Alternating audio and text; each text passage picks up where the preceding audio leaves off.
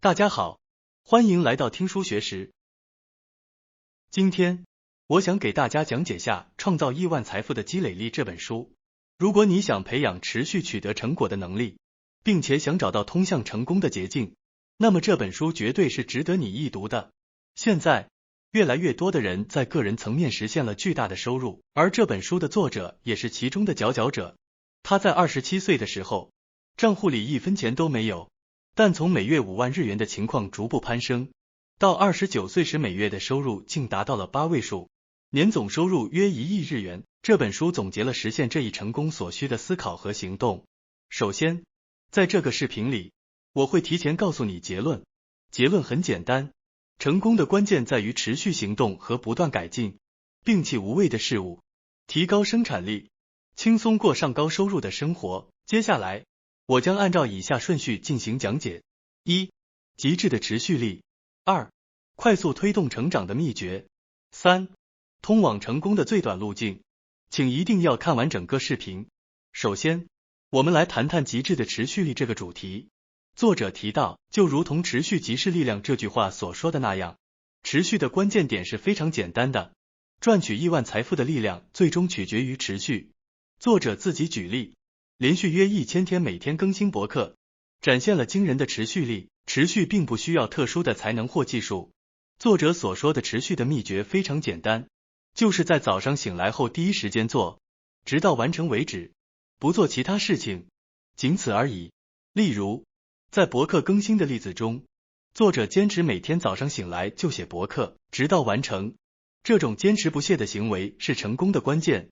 尽管有些人可能觉得坚持这件事很难，但作者指出，习惯化的力量使这成为可能。通过利用习惯化的力量，你可以将博客写作变成与刷牙一样的例行程序。这种习惯化的结果是，如果每天写博客，坚持1000天，就有可能赚取5000万日元。自动进行习惯化将使疲劳最小化，使成果最大化。在这个过程中，每天坚持不懈是至关重要的。不要安排休息日，因为休息日是持续的最大敌人。比方说，假设每天都有更新博客的 A 先生和每周更新博客3次的 B 先生。A 先生和 B 先生，谁需要更多的努力呢？作者认为 B 先生更难坚持下去，因为他每天早上都要犹豫是否要写博客，这是大脑的浪费。然而，即使想在早上醒来后立即写博客，对于上班族来说可能会有难度。在这种情况下，请尽量自己调整。例如，在通勤的地铁上工作，或者在午休时工作，或者在下班后去咖啡馆工作，直到完成等。制定符合自己的规则，这或许有点困难，但首先让我们咬紧牙关。即使要逼迫自己养成习惯，最困难的是最初的90天。随着习惯的养成，情况会逐渐变得越来越轻松。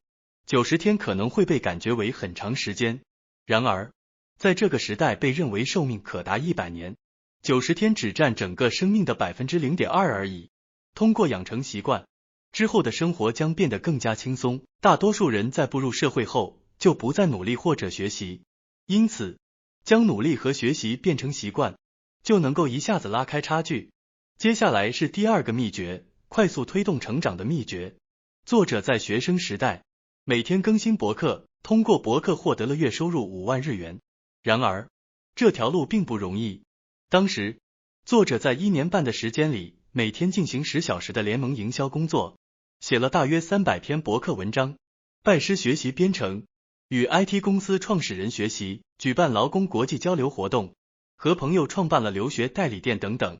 结果，获得的只是月收入5万日元。或许你可能会觉得这么做只赚了5万日元可能有些少，但这就是现实。这里的关键是，开始行动是最艰难的。当你开始某事时，最难的是刚开始的时候。就像打工一样，最初的1个月你不熟悉，需要记忆的东西很多，会非常累。然而，3个月过去后，你会逐渐适应，身体会自然而然的动起来，疲劳感也会减轻。创业也是如此。如果你要自己创业，99%的人会在这个初始阶段就放弃。如果是打工或者是公司员工，只要工作就能获得报酬，不管成果如何都能拿到钱。自己赚钱的话，如果没有成果，就1分钱也拿不到。在最初最难的时候，可能持续一段时间收入都为零，这会让人有些灰心沮丧。然而，只要能度过这个阶段，之后情况会逐渐变得轻松。作者说这是真正需要坚持的时候。听到这里的人可能会想要尝试一些事情，那么接下来的问题就是要做什么？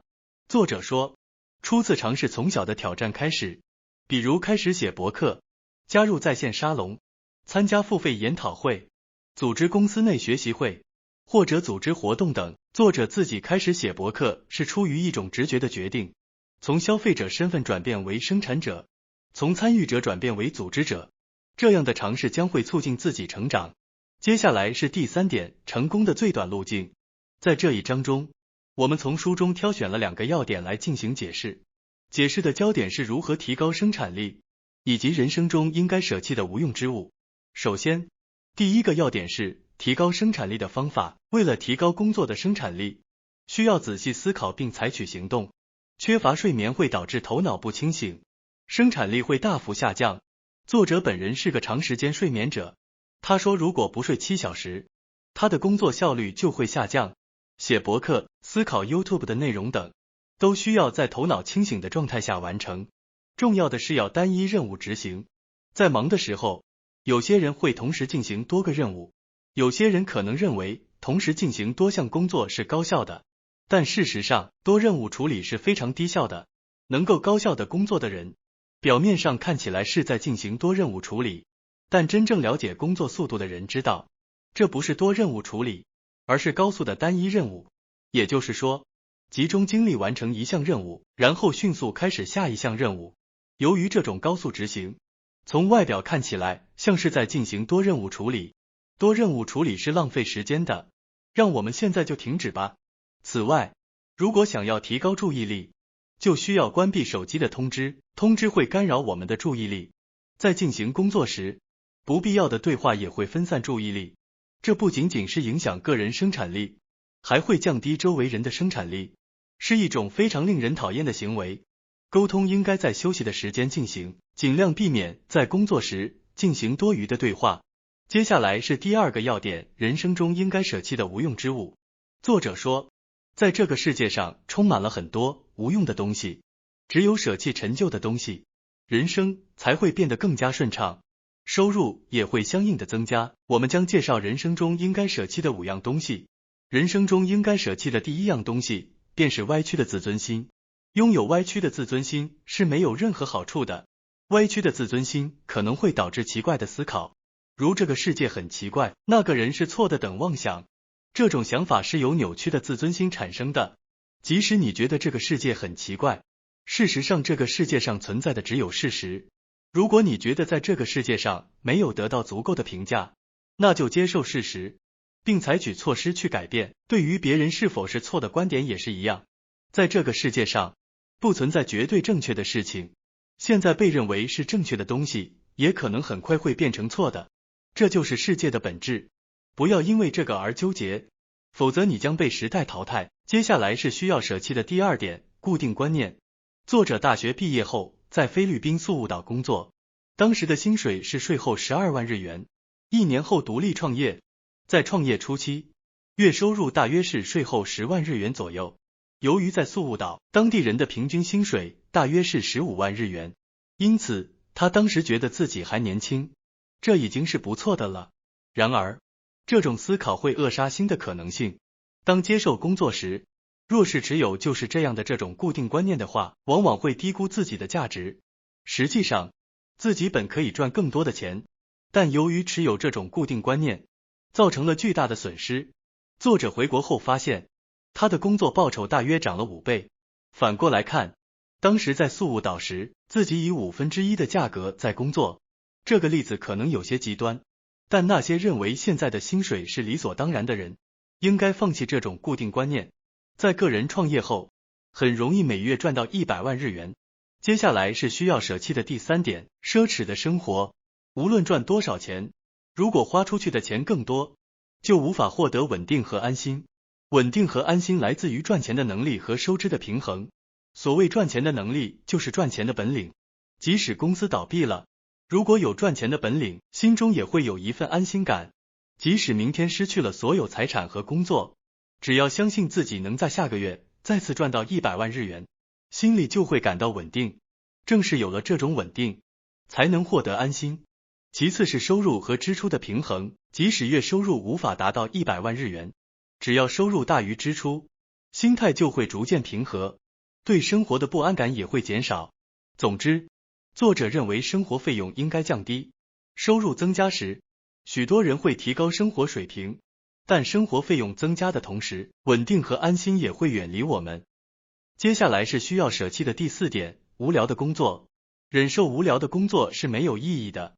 对于自己不感兴趣的工作，是很难进行创造性思考的。在这种情况下，很难取得任何成果。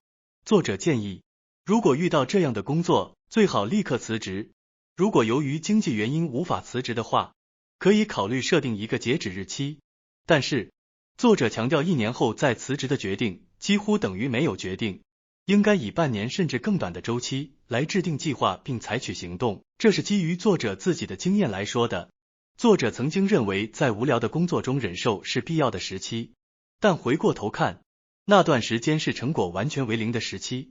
继续进行没有成果的事情是非常浪费时间的。赚钱的人无疑是做自己喜欢的工作，如果找不到有趣的工作，那只是因为挑战的次数不够多。只要不断尝试新的工作，就有可能遇到有趣的事情。作者的言辞虽然强烈，但我认为寻找并享受能够采取行动的工作确实是十分重要的。需要舍弃的第5点是无谓的社交。在这里，作者再次用强烈的措辞表达了他的观点，这同样基于作者的经验。据说在东京时，他经常收到各种活动和聚会的邀请。作者27岁时搬到了曼谷，那时候大部分人际关系都被重新建立了。一开始他也感到非常孤独，于是因为太闲，他开始埋头工作，结果成果却出奇的好。作者并不总是在外面工作，有时他也积极参加各种活动，但是只有在目标明确的时候，比如找到目标或去见尊敬的人的情况下，这些交流才是有益的。在其他没有特别目的去参加活动时，完全是浪费时间。作者目前仍然保持着狭窄的社交圈，日历的预定经常是空白的。在这种情况下，他可以不受时间的拘束，专注于自己的工作。在酒会上进行一些信息交流也未必有多大意义。在这段时间里，不如回家做应该做的事情。通过本书，我理解到，只要保持持续坚持和成长的态度，终将创造属于自己的辉煌。希望你在人生的道路上获得丰硕的果实，不断超越自我。感谢大家收看今天的节目。如果你喜欢我们分享的内容，记得点赞、订阅并开启小铃铛通知，第一时间获取我们的更新。